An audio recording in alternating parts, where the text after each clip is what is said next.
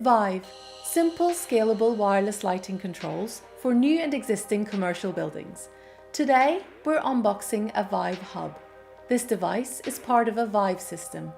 Vive works as a simple system. You can create a Vive system in 3 simple steps. Step 1, choose load controllers. Step 2, choose personal controls. And step 3, choose sensors. There's an added 4th optional step, which is to select a smart hub to add intelligence. The hub comes in 3 types: Starter Hub, Basic Hub, and Premium Hub. Today I'm unboxing a Starter Hub.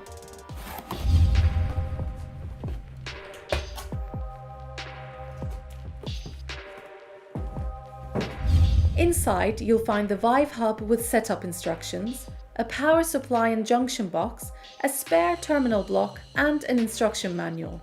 The hub is either flush mounted in spaces with dropped ceilings or surface mounted in areas with solid ceilings.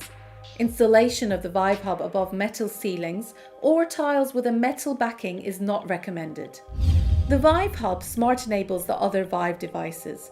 It is perfect for all spaces where the total device count is high and an app is required for ladderless commissioning and programming.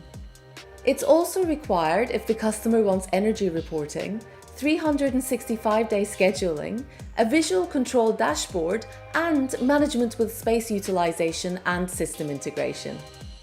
You will need one hub to cover an area of up to 1,000 square meters and at least one hub per floor. You can have one for a system or up to 64 hubs in a network.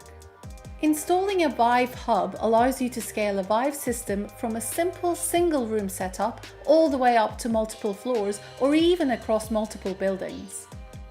This hub provides a connection point for the rest of the devices in the system. You can count on it always working through Lutron's ultra-reliable ClearConnect wireless protocol. This product is perfect for facility managers, electrical contractors, and integrators in any commercial environment, old and new.